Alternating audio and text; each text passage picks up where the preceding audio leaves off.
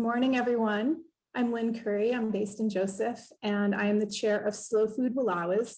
We are one of 3 Oregon chapters of Slow Food USA, which is a national organization devoted to good, clean, and fair food for all people. So that includes a lot of equity and access issues around local and regional foods. We are really excited that Slow Food USA, along with the whole national movement to open our eyes and increase our awareness about equity issues within our own regional food system, we were asked by the national organization to come up with 6 action items to increase equity within our organization. And one of the 6 was to create a community education program around food sovereignty. And the Nez Perce peoples are so important to our culture and our awareness in this community, but I think we have a lot of gaps in our knowledge. And so we reached out to Angela and the Nez Perce Homeland Project to help, to start the conversation around what do we as residents here, what's important for us to know and understand around the culture that came before us, and how can we cooperatively enrich one another's understandings and worldview to come into more community. So that's really just a very open-ended reaching of the hand, way overdue in terms of just let's start this dialogue and start to come to some, then shared understandings about what food means to people and the First Peoples. So we're really excited that Wenix, you wanted to join with us and participate in this community education project. And thanks to Angela for facilitating this. Thank you, Lynn. Yeah, we were really excited to hear from Slow Food Wallowas about this partnership, and looking forward to kind of next pieces of it as we bring in more people from the Confederated Tribes of the Umatilla who can teach us more over the springtime. So looking forward to kind of next stages of this conversation. So I just wanted to introduce Wenix. So Wenix Red Elk is the public outreach and education specialist for the Confederated Tribes of the Umatilla, the Department of Natural Resources. So some people may have seen her speak at the Land Trust series that happened a couple of years ago. Maybe it's been 3 years now. And then Wenix also came and spoke at our visitor center in Wallowa. Again, it's been several years, but every time that I have the opportunity to visit with Wenix, I learn so many new things. So really looking forward to today and to future discussions. So I'll hand it over to Wenix. Thank you. Patsmewi, Hinam Latiwa, Kahim Yuma, Inam Wanakisa, Wenix Wulke Alpel. Thank you for inviting me to talk with you today. Today I'll be talking about our sacred food, our holy food, Outni Tukwata.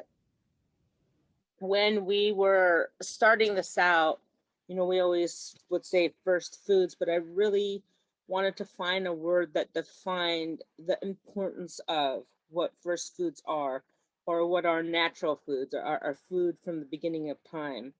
And when you're saying Outni, you're talking about something that is holy and sacred, that derives in our cultural law, something precious beyond all means. The knowledge that our tribal members have related to our tribe is we only have 3,200 of us. So that knowledge from our people, and some of those knowledge people, if you look within that population range, there's only a small amount of knowledge keepers related to the elders or people who have been doing that. So when you look at the population of an earth and you divide that by just that small group of people, the knowledge that traditional knowledge holders have related to their tribes is unreplaceable. And so it's our job to try to retain as much as we can, as quickly as we can, related to these foods. And those teachings are holy and sacred that connects that back to the beginning of time. This image right here is showing our ceded territories within the larger gray area, which is 6.4 million acres. In June of 1855, on the 9th, we came together, created the treaty, and signed that. And within that, we combined the Cayuse, the Imatellum, which is the Umatilla, and the Wililetpu, which is the Walla Walla tribe. At that time, their census numbers are about 1,500. We ceded 6.4 million acres, which was within Northeast Oregon and Southeast Washington. Down here in this area right here, that little small line you see, our reservation is in there. And you see this straight line. The reservation actually within the treaty kind of swings a lot more out here, and the BIA things happen. Meacham Creek was right here, or Meacham Town site was right here. And at that time, there was somebody that was running liquor. And so somebody in the BIA shot a straight line. This is the line they were running that liquor up to BIA. So we lost part of the reservation because of what was happening historically around that time. We're always looking at hopefully one day being able to reestablish the original borders said in the original treaty, but that's kind of the reason why we have such a straight line on that reservation. So during this time, we reserved and retained the rights to be able to hunt, fish, and gather, and to be able to practice those treaty rights. We were never gave anything away. We kept those rights. We are a sovereign nation. And at that time, we surveyed about 250,000 acres. And when Dawes Allotment Act came, we lost about 100,000 acres. We currently are in the restoration phase. And so I want to think that we're more back up to that 250,000. The last number, that secure number we had, was that 200,000. But since the Cobell Act and some other things that have happened, I believe that this number might be a little bit more back to the original surveyed number. In the 1949 Constitution and bylaws, when they were adopted, they created the Board of Trustees and the General Council. The Board of Trustees basically manages the tribe, does the policy, and keeps everything running within that way. The General Council is the voice of the people, and for the people as much as we can be. And so we have the two branches. So basic General Council is like the tribal members being stakeholders of our own sovereignty. Our tribal membership is currently about 3,100, I would think, give or take. It depends on the year.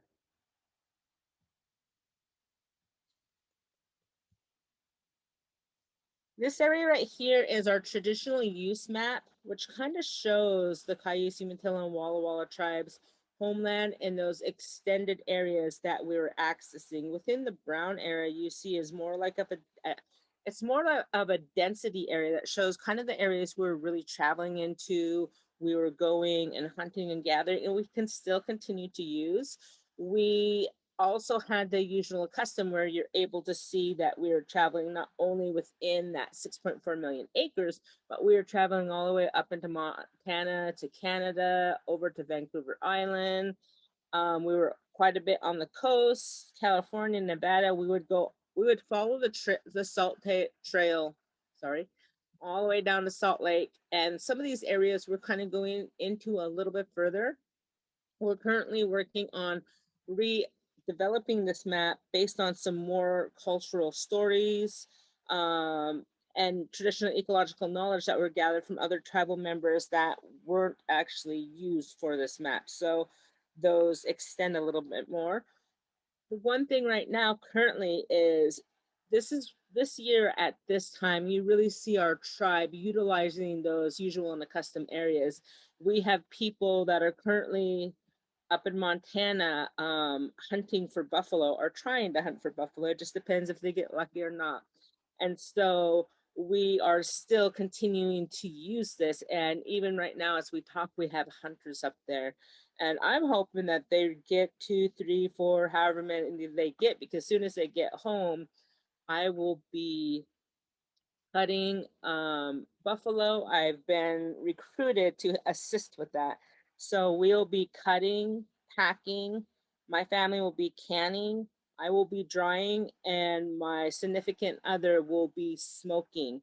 And that's kind of what my family does. And the family that hunts, they don't do that as much as like mine. We currently are, we have 2 white-tailed deers that some young men, they're about 18, 19, and my significant other is from Warm Springs. And so he's not able to hunt here like we are. But the young men who are my stepson's friends, they always bring us meat. And the one thing that the catch is, um, they drop off meat because they know we make jerky and they know we make smoked meat. So as soon as they come back, I'll have a bowl full and I'll give them Ziploc bags, and they just fill their Ziploc bags full of jerky whenever they come over. And so that's kind of our deal that we have with them. So in the Treaty of 1855, one of the reasons why these young men can still go out is because within there, we are able to provide, or within Article 1, so the exclusive right of taking fish in stream running through the border said reservation, hereby secured to said Indians at all other usual custom stations, in common with the citizens of the United States, and the erecting suitable buildings for curing the same.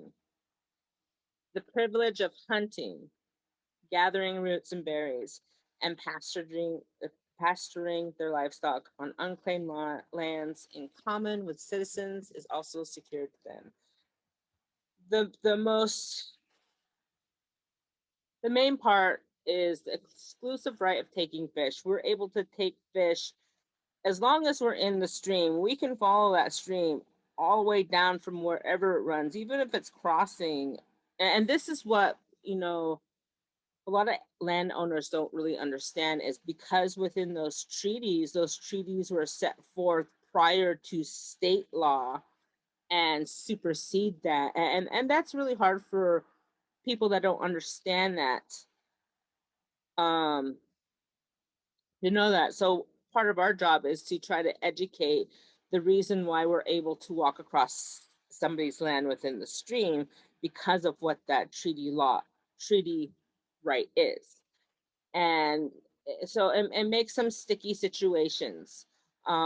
We have situations where we've had young people, not just 18, 19, like young people, 13, 14, with little kids, have guns pulled out with them, been shot at. And this is within the last 5 years.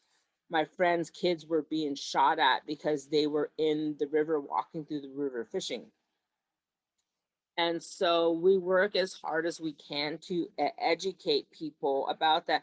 And at the same time, we also try to be mindful to, like, if for some reason we know we might be crossing somewhere or going to somewhere, we can take it upon ourselves just to like go and tell somebody, just to let you know that we're going to be fishing in the river and we're coming across a certain area, and because of those fishing rights. And so there is some handshake agreements too with people, just to, and some of those relationships are really old, that have been passed down from people from when they first got in a territory, or from certain families, that move on. And so we still kind of think that in some cases that's a good thing to kind of let people know, because not everybody understands what that right means. The one thing about our hunting rights is that we hunt our tribe, the Umatilla tribe. We have policies and procedures that we only hunt certain times of the year. The one that we do have open hunting all year is on whitetail. And the reason why is because whitetail, it is considered like a non-native. It kind of moved in here, and their populations were very explosive. And so we had such a big influx of whitetail, they opened up that season for all year. Since the blue tongue disease came in with that midge that was in the waters that the deer was drinking, it actually knocked the population down quite a bit, but they still have that open season on white. Our hunting season usually ranges from August 1st to December 31st. And that's so we can give our populations a break to be able to have time for themselves to repopulate. And one of the things that we have noticed in our area compared to some of the other reservations that have all year hunting is that we have herds in the thousands that come and reside on our lands and surrounding us, and because they're safe here for, and they're not getting ran around at a certain time. We follow the seasonal round where every food comes within its season, and related to that, we have ceremonies, we have practices, we have things that we do within those times. And when those foods come, that's where you go to gather them. If you don't have time within the time that they're there, they're not going to be there. So we follow this seasonal round to the best we can to be able to harvest and gather the resources we need throughout the year. Our first foods is related to our community and how it relates to our culture. What is culture? Culture is the law. Our former tribal members, many of them have passed now, would talk about this. That's why Steve's so happy about what is culture. Culture is law. And Atwai Louis Dick, we need cold, clear, pure water for salmon. And then our other elder, Mary Dick, used to talk, who talks about, you always are talking about men's food, who is going to take care of the women's food? And that's a statement that I heard a lot when I was young. And we would go out digging for roots, and we would be sitting. So in the springtime, the roots are coming. We all gather at the longhouse, and then the first root we all go out to gather is bitterroot.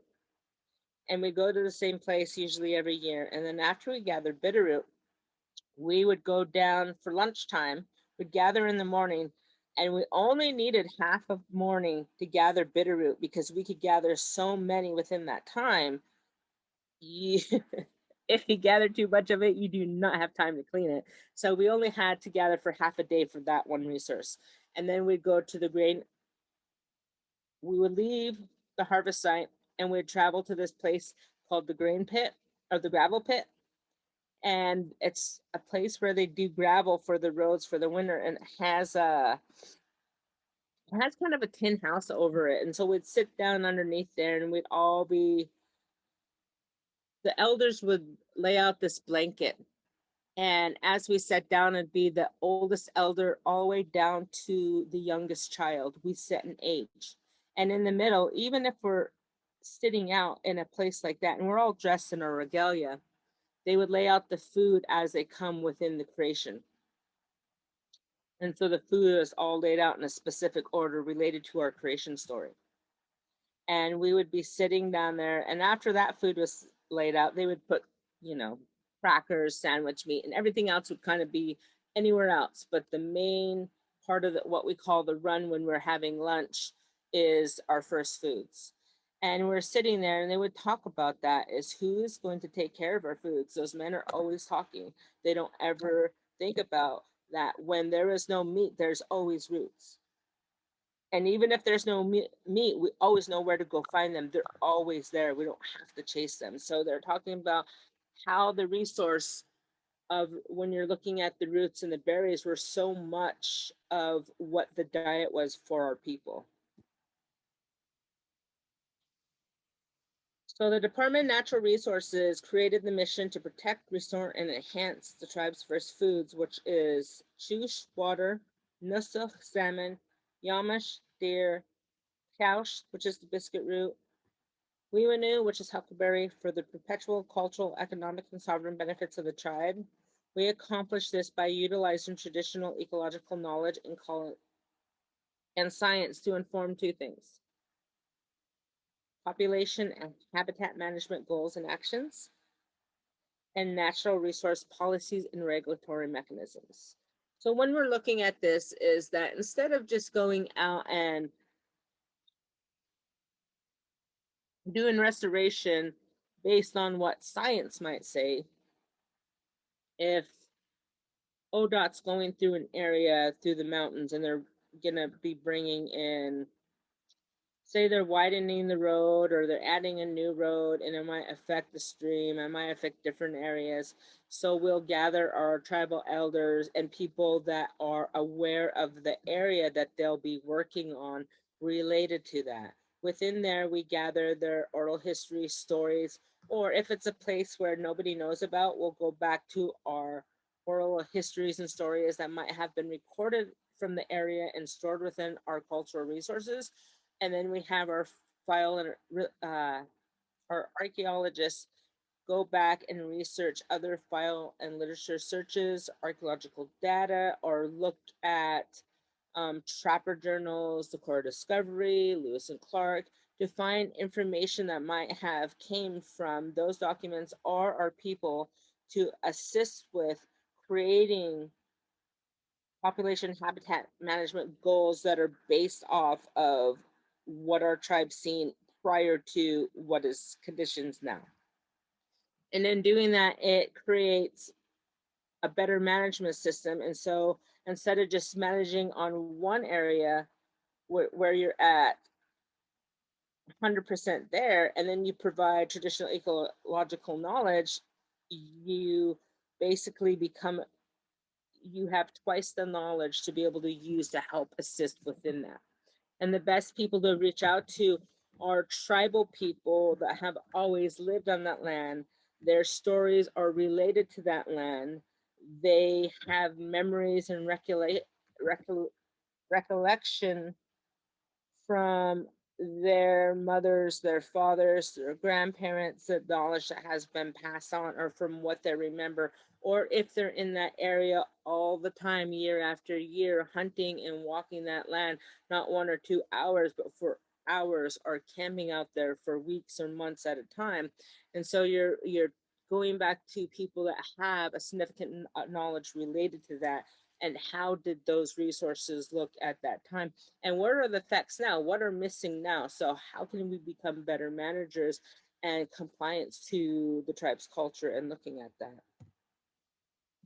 So when we're looking at these foods, we always kind of come back to our traditional tamanwit is our law of creation and what that is, because that mission statement is based off that law of creation. We wanted to make sure that we are being led by our tradition, our culture, and our what is called their first law. So when you're talking about tamanwit, you're talking about a law that comes from the beginning of time, a natural law, creator's law. So when the creator was creating, everything had its own place. When the creator stepped forward and he was creating, he created the universe, the star systems, and he placed them in a specific way, in a specific order. And then he created the earth. And then with the creation of earth, he placed down, he created the formations, he placed the water, the plants, the animals, and as they became established, he created man and women. And within there, he placed them down, men on one side and women on the other. They all gathered in an area to have their great council and to be able to figure out who is going to take care of one another at this time. The creator said the words of creation, and within those words of creation, all of creation turned to the creator. Salmon stepped forward first towards the men and said, I will give my life for the men and for the people. In return, when I return in the springtime, they will celebrate us, they will honor us. When I cannot speak because my voice will be given to them, that they will be my voice when we are threatened. After all the aquatics spoke, the Yamash stood up and gave testimony. And he said, I will give my hide for their clothing and keep them warm, my body to nourish them,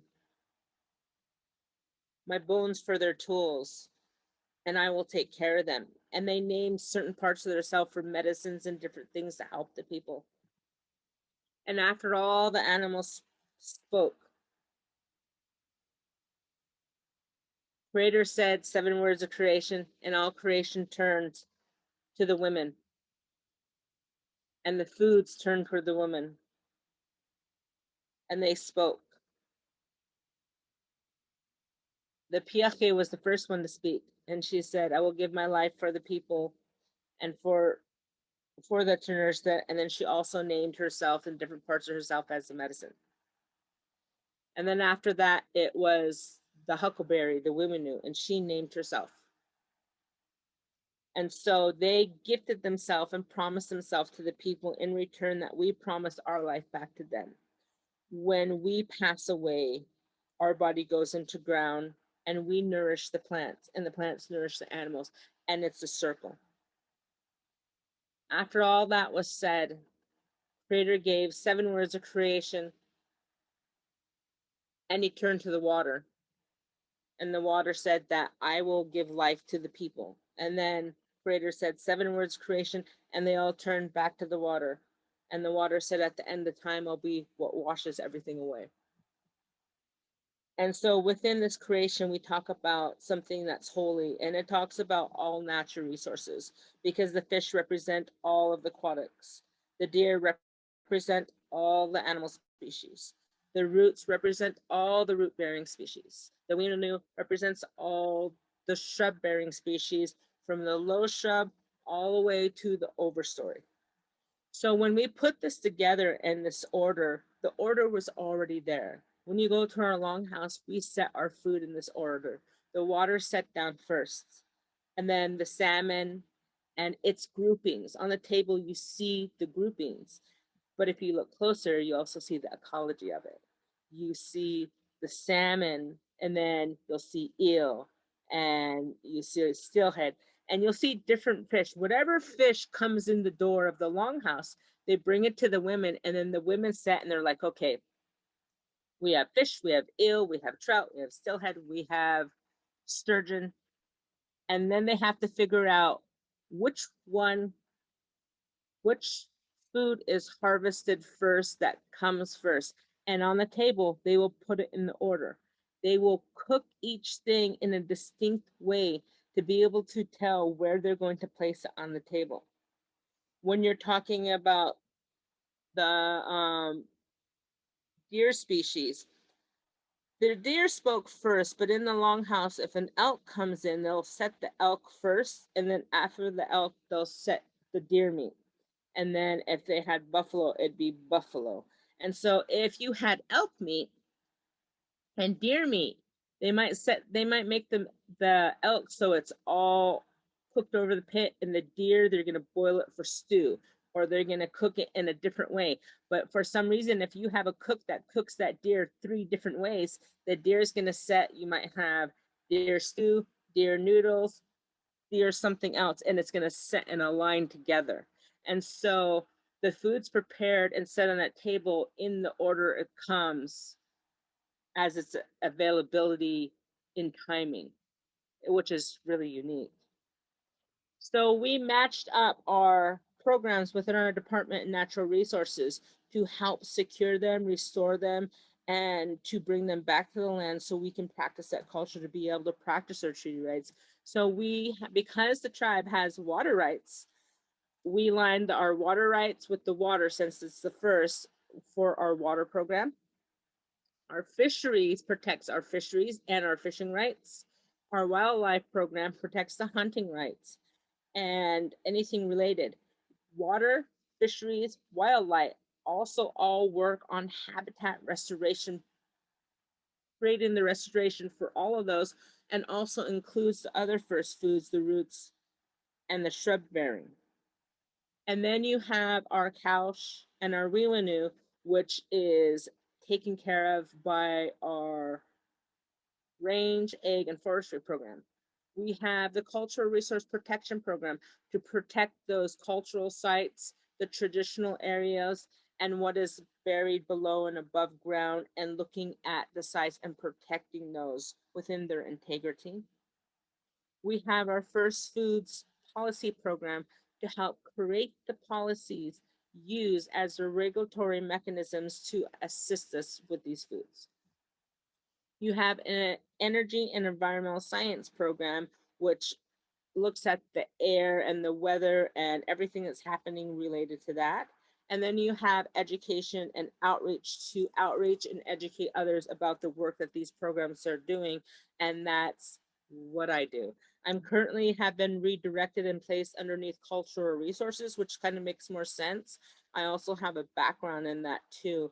And so, but we do the education outreach for the whole program. When you're talking about these foods, they're holy and sacred. And so it always comes back to the longhouse. And we're working to make sure that we're securing these for our future generations and our children. This is a picture right here that after we have our root feast, we cannot go out, gather, and dig until we have a feast that gives the promise back that we made in the beginning of time.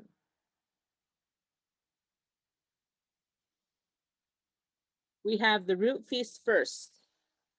And that's where all the families, the older women, we all go out and gather for that. And there's certain gatherers that go out for that. I haven't been able to do that one with our community because usually during that time is when I have outreach events. So one thing is, even though we have those rights to do that, we don't always get to be able to practice those in certain ways or participate in certain ways when you have job related functions. And so there's always barriers in that way. This image shows what's called the Children's Feast, and our language program and our early education program for the last 22 years have been bringing out these little kids every year. And when they go out, it's the biggest gathering you will see in the year. You have all these young children, and we all go out same time. We have buses and cars, and all the children go out. Their families go with them. We take the whole entire high school, which partner up with the kids, and they shadow with them to help them gather. And the families, the mothers and the fathers and the aunties and the uncles and the grandmothers that go out. And it's one of the most beautiful sights when you're able to see 150 people across one ridge gathering and teaching their children.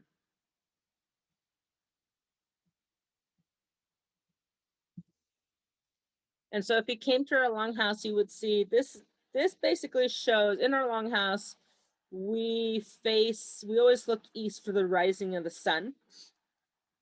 This is the 7 drums, and we face behind the tables facing east. And so these tables represent kind of the wraparound where we set the foods. The water is always set first. So these are cups of water for each person that was set at the table. When we start our ceremony, the first thing that will be set is the salmon, and any other aquatic will be set after that at the same time. Salmon first, and then if they have eels, eels will go next.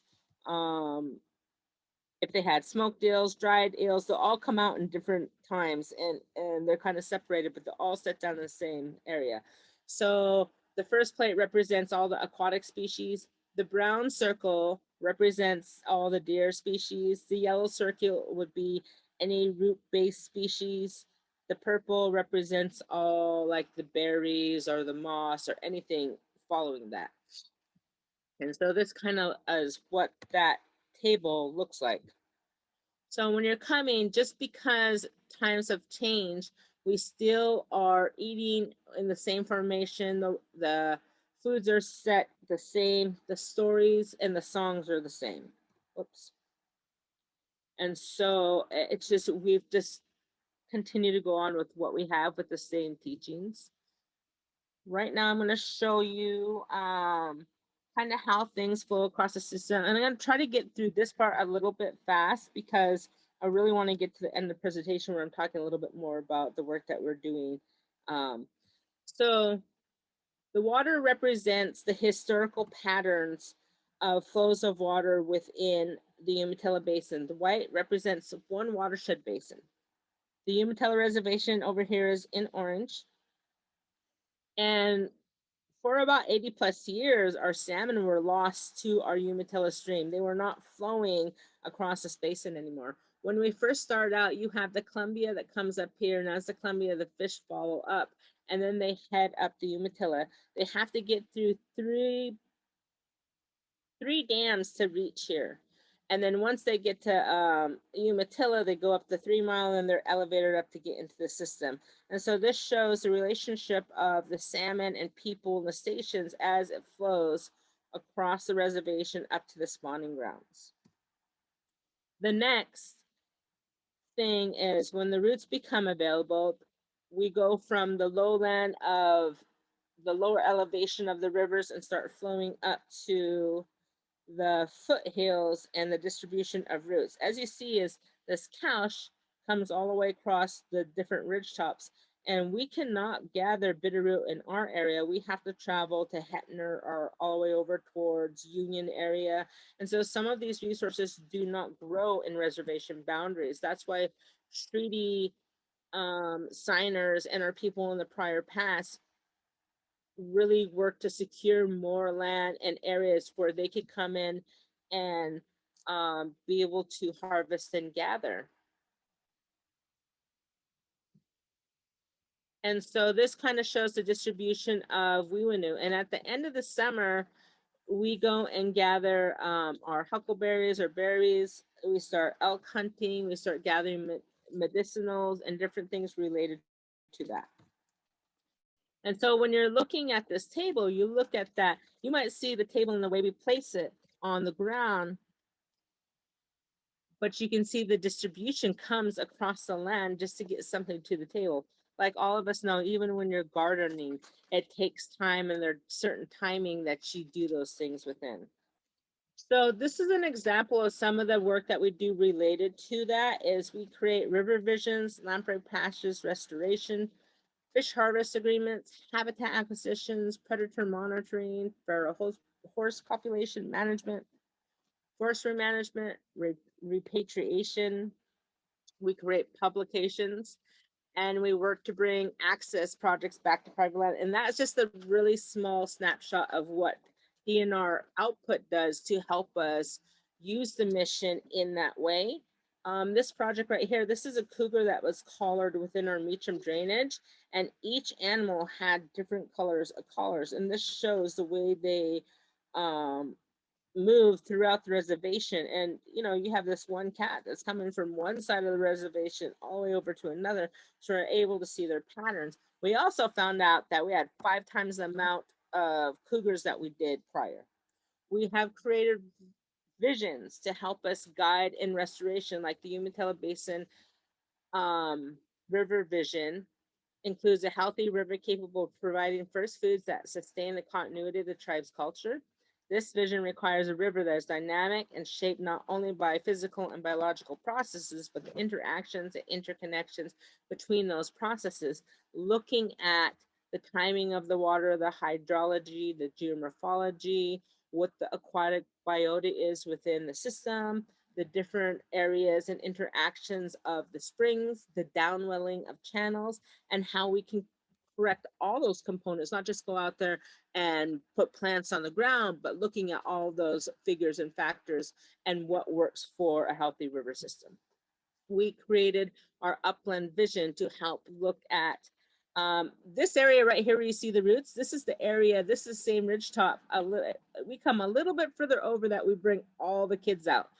The resource is significant enough that we can bring that many people out for a few hours to gather that doesn't hurt the population, and the population actually booms because of the way that we put the tops of that food back into the ground. So when you're looking at creating restoration visions like this, you got to remember that we have to manage all the way from the ridge top all the way down to the floodplain and how we're going to get there, because everything that comes uphill flows downhill. And so looking at the water and the cleanliness and looking at creating benchmarks, planning tools, and touchstones that helps for our big game that are moving through that system. And not only just the foods, when we're talking about first foods, that is a loaded word. We're talking about all natural resources because they all name themselves in creation within those categories. And so it is all natural resources within those areas. So we have community feasts where we go out and gather with our women. We go out traditional wear.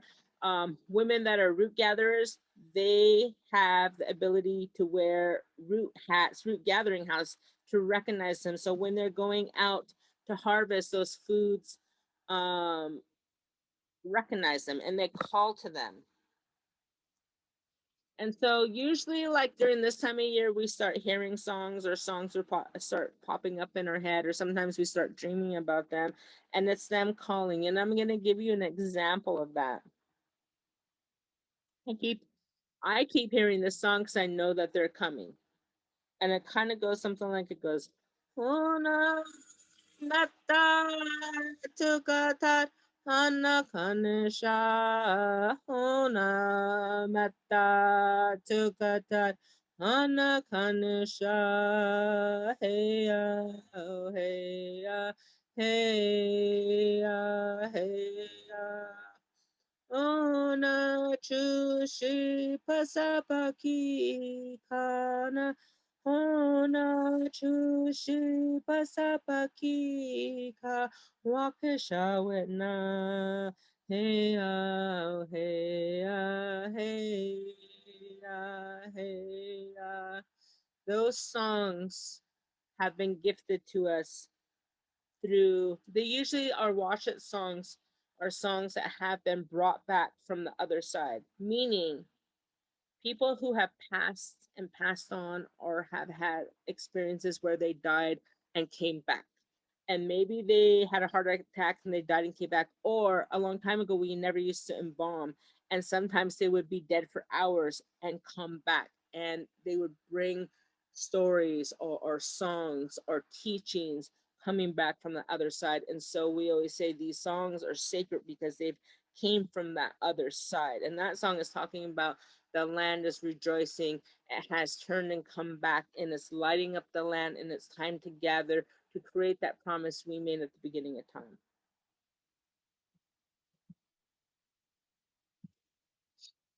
And so our foods are connected to our ceremonies. We have to have the foods for the young men to become salmon fishers, hunters, our young women to become diggers, to be able to gather and be pickers. The work that we're currently doing is the work that I do, which is the tribal community cultural continuity preservation outreach.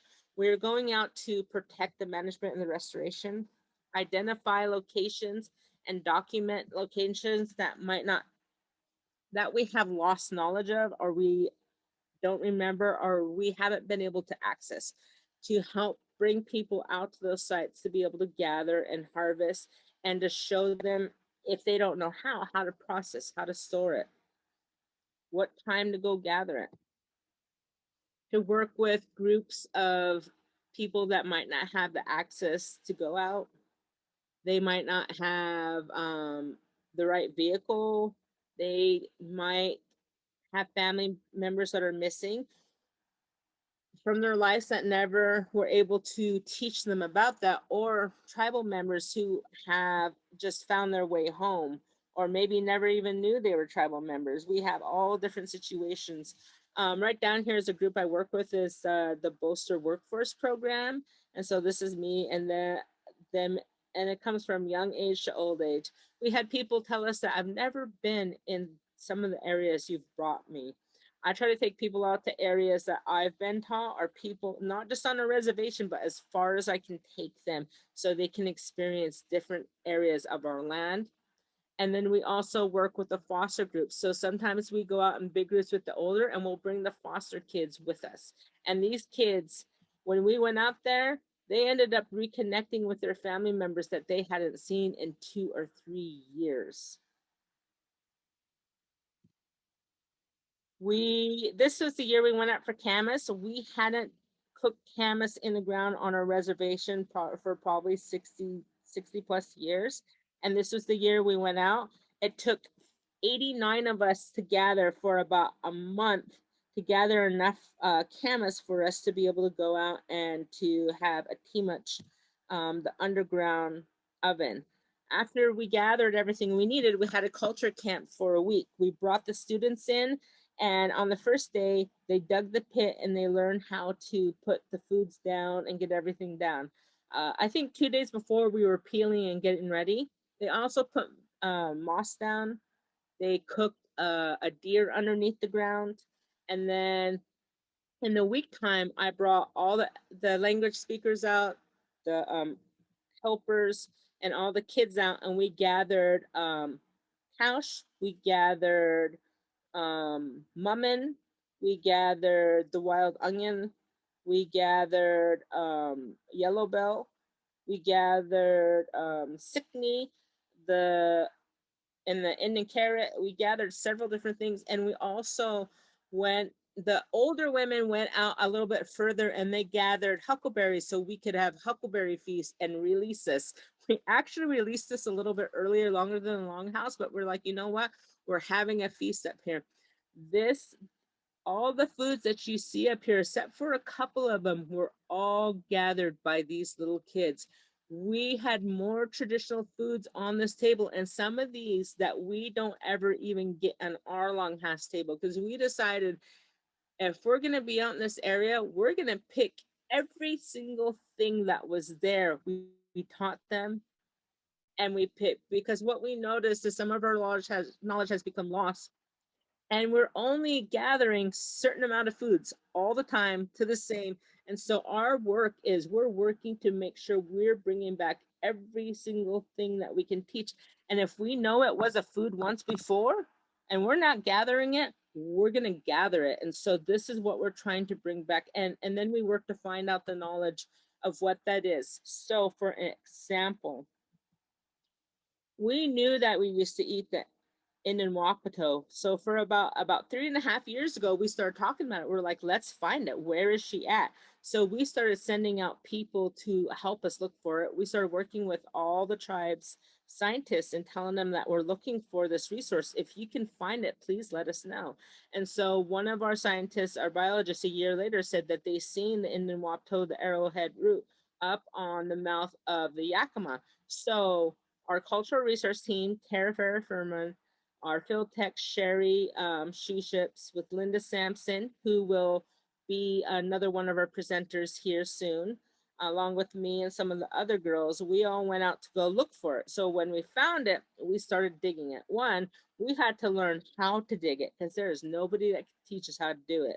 We tried several different ways of doing it. We found that the best way was to dig in the water, waist deep, and to move them around until they popped up. They're cooked in the coals of a fire. They used to be cooked in the coals of the fire. They can be boiled or steamed. Last year was the first year that they brought them back and actually had a feast specifically for them in probably 100 plus years. I took the ones that I had and I dried them, and they taste like a dried plantain. That's what they remind me of. And so I dried it so I could use it for flour or breading. It's very high in phosphorus, potassium, vitamin B complex, iron, copper, magnesium. You can gather it from the start of late fall all the way into the winter. It gets super, super cold when you gather during that time. But at the first part of the fall, it's more starchy. And towards later on, the starch kind of leaves. There's not as much starch in it. It's really starchy. And so we're also looking at bringing back first foods of culture, associated cultural activities, meaning we're going out and bringing people to gather huckleberries, and they're using cans, they're using buckets, they're using wapases. Originally, we had cedar root baskets, and this is a teaching that is basically almost lost from our tribe. So I found a master weaver. Her name was Ramona Kiona, and she brought us out because this takes a long time to gather just the materials. We went to Portland Metro and we found an old cedar site that the Metro let us access, and it's through lock and key. And so we learned how to dig for it, to pull it from the old mother trees, meaning the trees are laid down and they've been there for years and years and years, and the cedar runs down the sides of them so you can pull. But like our teacher said, the best ones are under the ground. It's the hardest work I've ever had to do in gathering ever. And I wanted to give out a few times, and I was like, this elder is 78 years old and she is outworking me. She can barely walk. She sat there, and whenever she moved to gather, she would lay her body down and literally roll. And she would laugh and say, I can't move up, but I can roll. And I thought, now this isn't hard, woman, and this is a teacher. I hope one day that this will be me. After we gathered and pulled that cedar, we came to the Willamette River and we were washing it in this river. And I was wondering, I wonder how long I had been since Indian women had brought their cedar to that area to wash it and to clean it up and to process it, or any way that they're doing. And as we're sitting down there, this man came up, and he had these old school 80s short shorts on, the kind that had the slices in them on the side. And his old Indian man, he had one eye. And he said, what are you ladies doing? And there's 22 of us and kids. And we are in vans and we're pulling all the cedar out. And I said, well, this is the first time we are gathering cedar and we're going to bring this teaching back to our tribe. He said, my grandma used to gather cedar too. He said, have you guys had a song sung for you today? And here he is, one of their wash it singers. He said, I kept seeing you guys. And so we pulled over to watch. And it's weird how when you bring something back, that day we brought the teaching of us learning how to gather the cedar, learning how to wash it and process it, and then how it brought us to the river and someone just traveling by. And on that river, as he's singing to us, and we're on that river, I was thinking, I wonder how long this river has heard our songs right at this place of us doing that activity, because we've been removed for so long.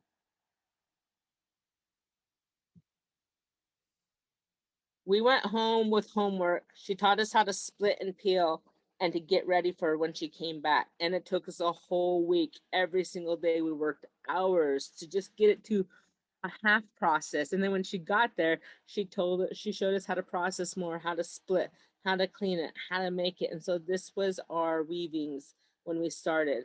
We were hoping this last year we were going to bring her back so we can continue to work our baskets. And then in the summertime, we were supposed to go and gather the bear grass because we didn't have that. And because of the pandemic, we weren't able to do that with her. But I went myself and gathered as much as I could.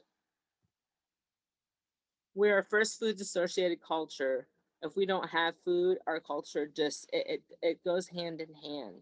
We have to have the ability to access the harvest, to prepare, to be able to teach and to learn, and to share that with one another, and to be able to celebrate that. If something happens to one of them, that part drops, and we're not able to do that, or even have the ceremonies related to that resource. Our food, because we have treaty rights and it links to these foods, they have to be sustainable, safe to eat, and they are protected by the federal government. They have the responsibility to help us protect those foods because they are protected from these rights: water rights, fishing, hunting, and gathering. They have to be accessible, and we have to have the ability to share and celebrate because they were secured to us within the treaties.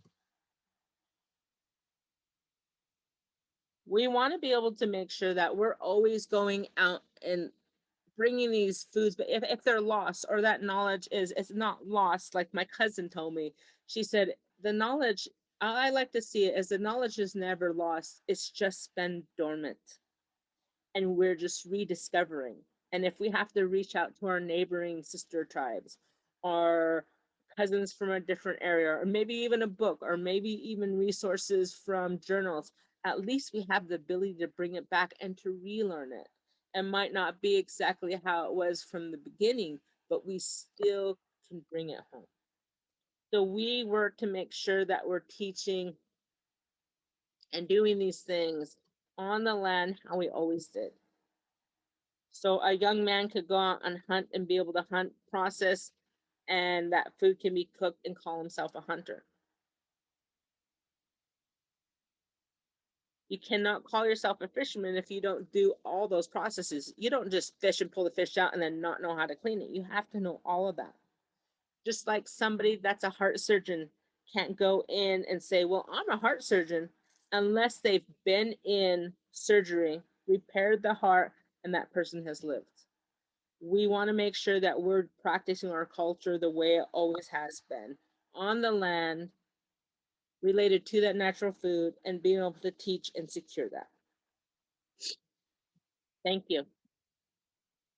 Does the Umatilla have a hunting with non-lead ammunition program? I'm glad that you're talking about that. I'm actually currently working on, we promote that, and I know they're trying to get the tribal members to switch. I'm currently working with the Nez Perce, the one who's leading that up with the Nez Perce. We're looking at working on doing a lot more education and outreach for that to the tribal membership, and to get that out there to start moving that. But we're definitely going to be working with the Oregon's curriculum and the stuff that we have, and then partnering. It looks like working with the Nez Perce tribe on the materials that they already have. So we're definitely in meeting discussions with that.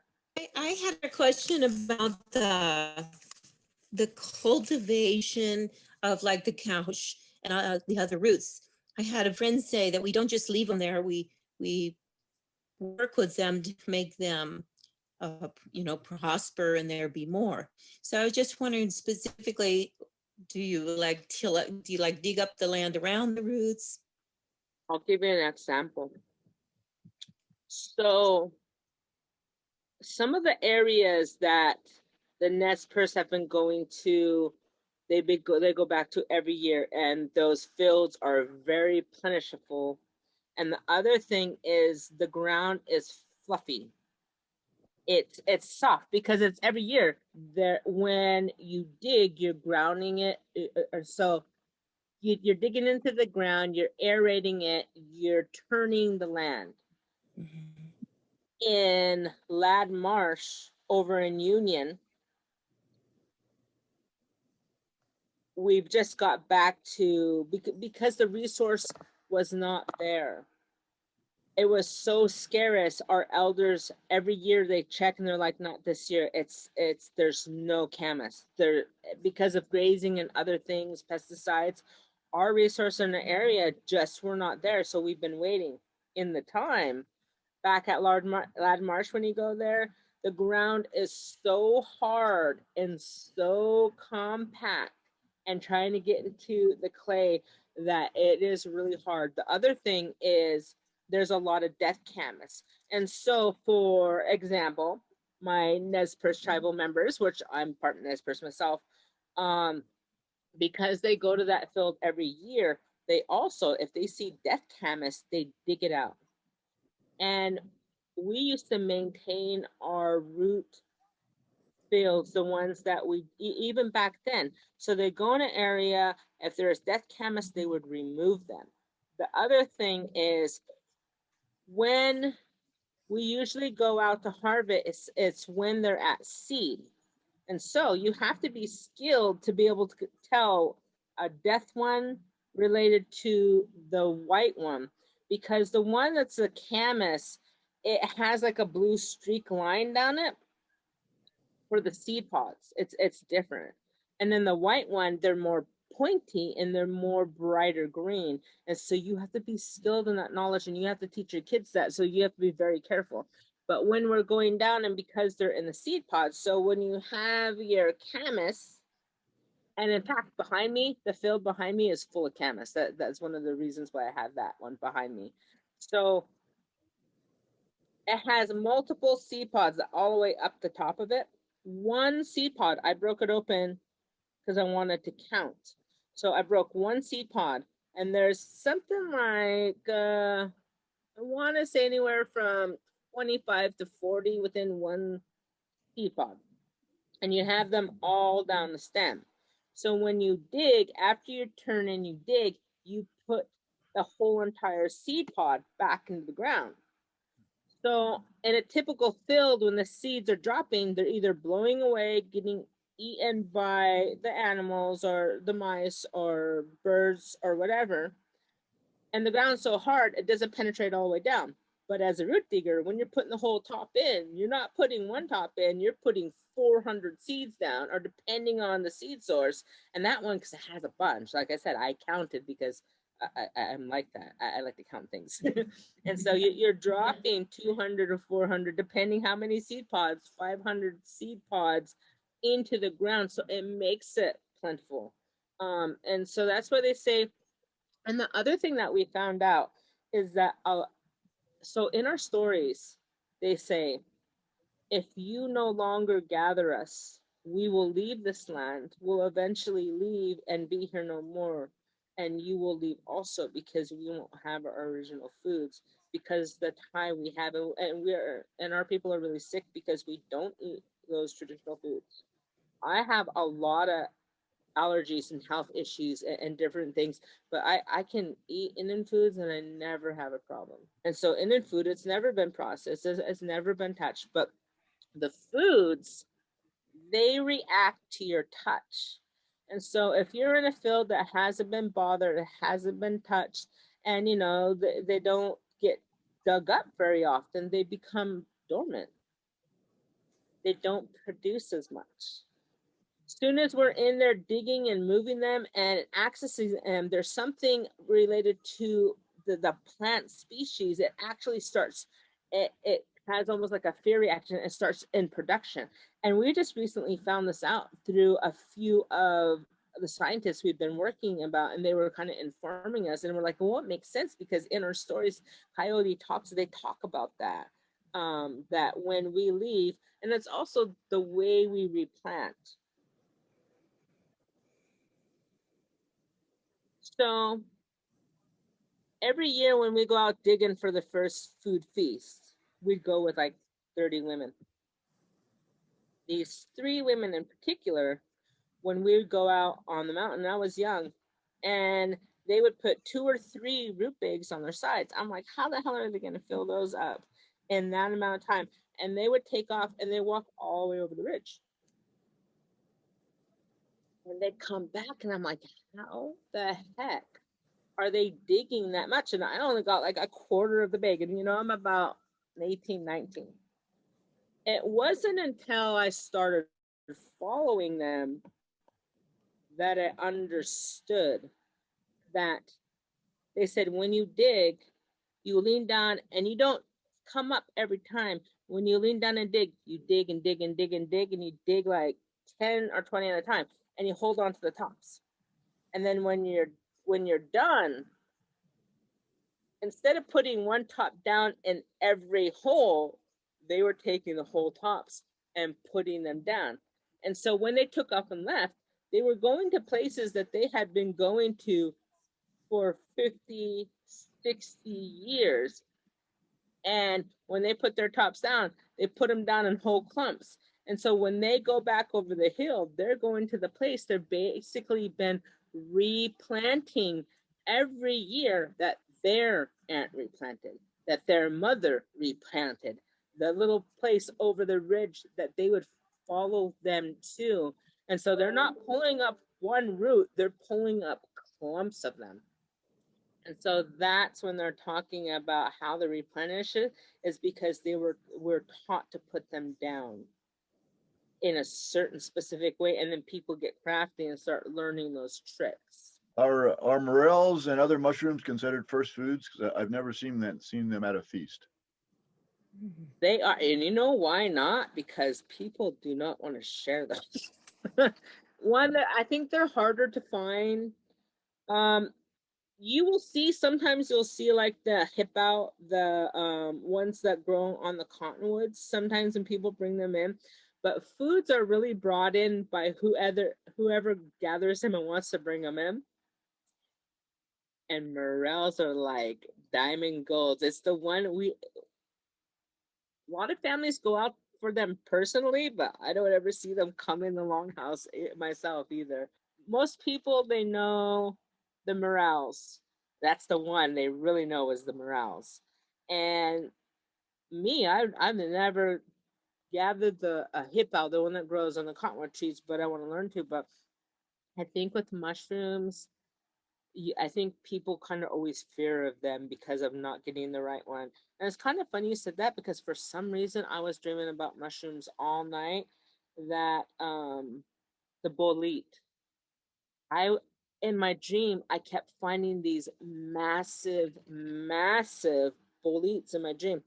And I have never eaten them before. And so I'm hoping this year I get to try a lot more versions. Oh, the coral too. They do a lot of the coral. When you go out and gather, you have to be in a good space and a good mind. And a man told me you have to have a hunter's eyes to find them, like a hunter, like a deer, like a man's food type of. Um, and so I go out there and I try to sing like we do the roots. If you can't see, because sometimes when you go out, you don't see the roots. You sing to them, and then when you sing to them, they show themselves. I'm like, well, I need to know the mushroom song because I cannot do it. I go, maybe I don't walk far enough, and so I'm hoping that in us going out with mushroom hunters, that they're going to teach me the right conditions and places and how far you really got to go to get them. So I'm not good at mushrooms. I hope to learn that. I'd love if you'd talk a little bit about the connection between the reclaiming your first foods and language. I'm curious how the restoration of, presuming there's increased, it sounds like gathering activities, that how is that helping or changing, the youth in particular, relationship to the language? When we talk about languages, we only have a few language teachers. And so we grasp as much as we can. Usually when we go out, we try to bring a language teacher or somebody with us that can tell us the language associated to what we're doing. For example, when you leave a food source and you have not been gathering that food source, maybe for an example, on the Walla Walla River, we were removed from that river for 80, 90 years. And so all the stories related to that area of fishing are gone. All the language related to the places, to the streams, to whatever significant teachings or the things that related to that one river source is gone. Because we haven't gathered camas in a long time, some of the language related to the way you process. There might be it's like, I always like to say making maza. So I think that when people make maza or they do corn tortillas, or if you're making pumpkin pie and you have to go gather the pie, there are certain words related to, if I'm going to go gather camas, we're going to go to this day and you dig it like this, or you turn it like this, or you replant it like this, or because you have to leach the toxins, it has to be cooked a certain way. So there was probably words and stories and language related to that. Even though we're trying to bring them back, one, we have to try to go out there and find any language associated to it, or people that remember, and a lot of them are gone now. Or we have to rely on our sister tribe, like the Nez Perce. And good thing we do have what's called Down the River Nez Perce. And so to share some of those words and some of those teachings and some of those stories. And it's excited to see some of the language, because we got to figure, well, what's that word related to when we cook in the ground like that? Or that one used to be grounded into like bread. So it's also revitalizing language. In some cases we've lost, but we'll go back and see if we can find any language. So, and I think for us as young people, we get excited to know that at least we're trying to bring something back, and we lost a lot, and we know that we might never have fluent speakers here anymore, because we've lost in the last 15 years, we've lost the Walla Walla language entirely. We have no fluent speakers. We have lost the Cayuse language. We have lost the last downriver Nez Perce speaker here. We're currently working, we have the Umatilla language. we were really lucky is because a family holds it. One family. Thanks. You mentioned you had a background in natural resources since youth, and I was just curious, is there someone or an experience in your life that led you to this passion for this work?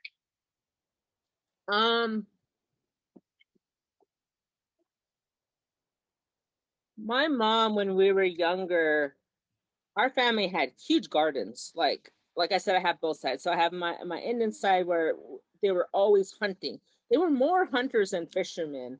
They would hunt and fish on the small river, really big hunters, elk and deer. And when I say when they bring back elk, my dad and them, they would drop 5 or 6 at a time, and we'd be cutting for days.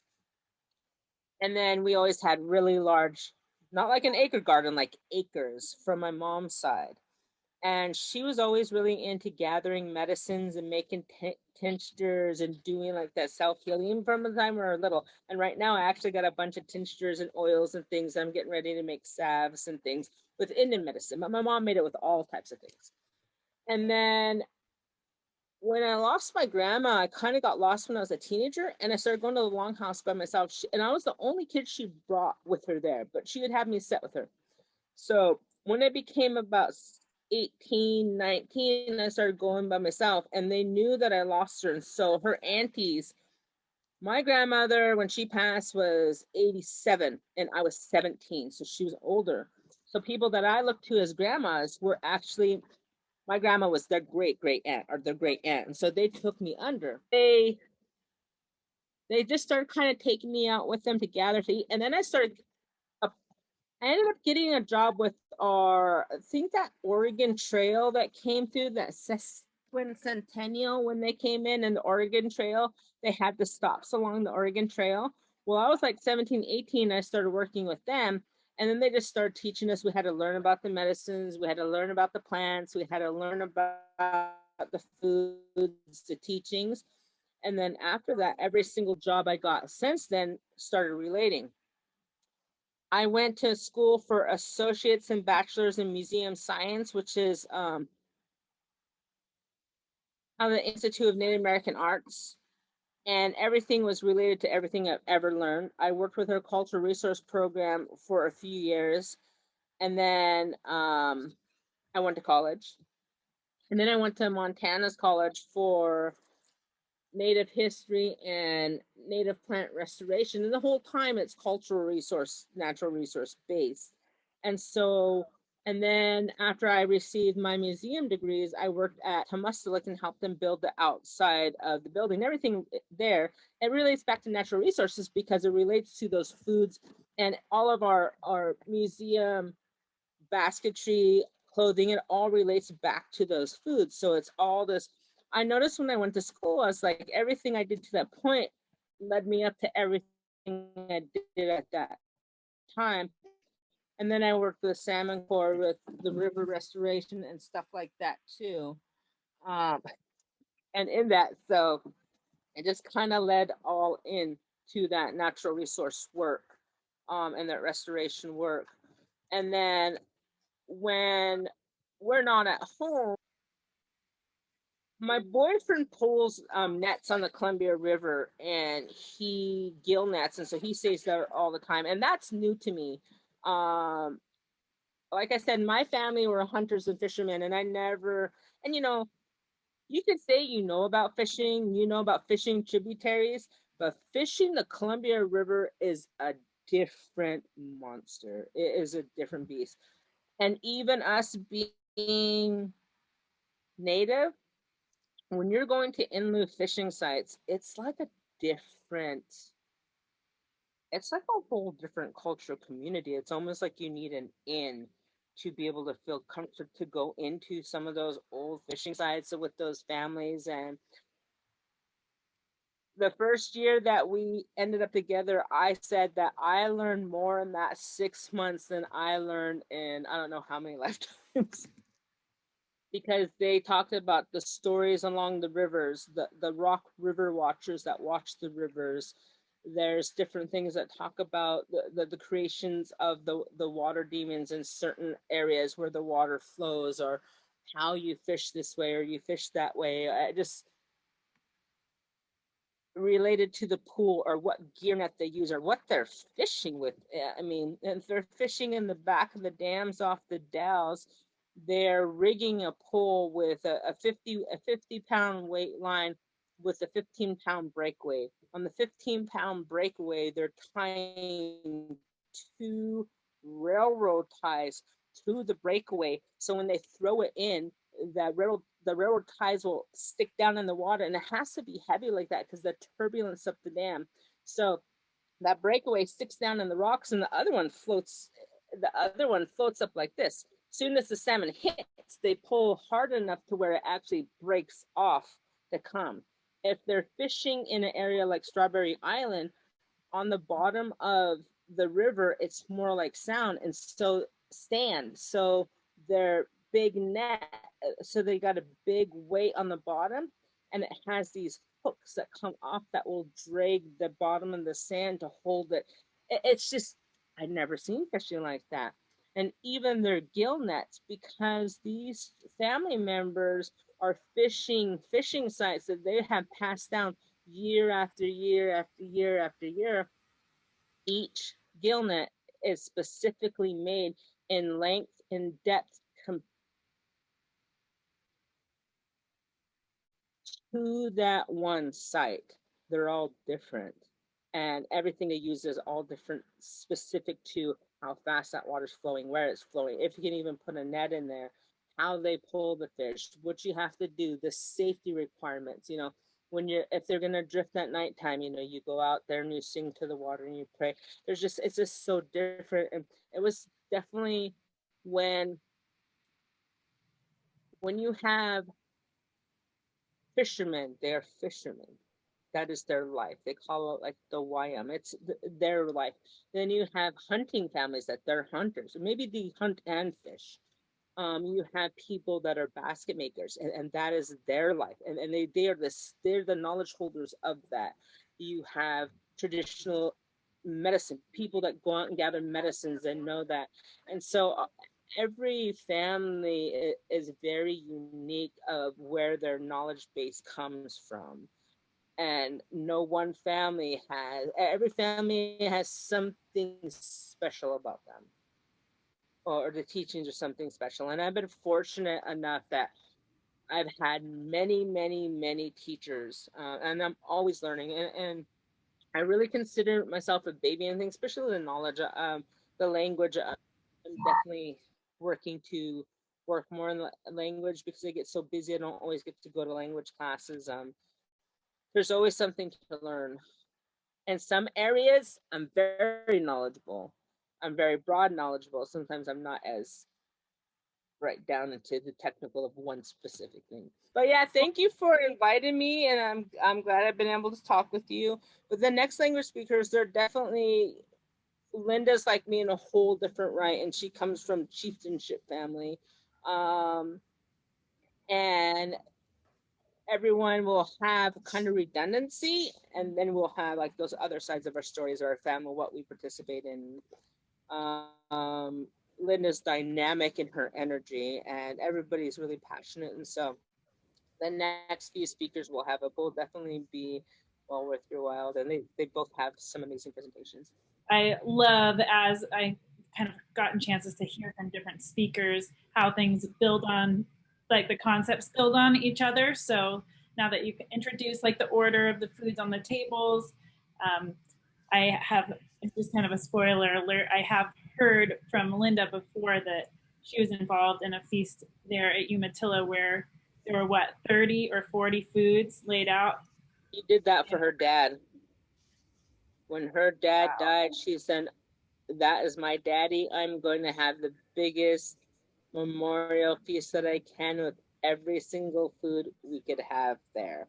And she spent all year, and even foods that she had never dug before, by going and finding them.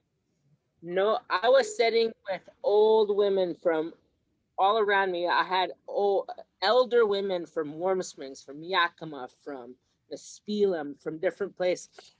And they were all talking. They're like, "I don't think I've ever seen a table with this many Indian foods ever in my life." And they're like, "What is this?" And I had everything. I had pictures because I was one of the servers. I had pictures of everything, and I was showing it. I was telling them, this is this is this one, this is this one, and had to, because it was all cooked in different ways. So it was, and there were so many foods, we couldn't put them in a straight line. We had to put them zigzag coming back and forth like this. Thanks again, Wenix.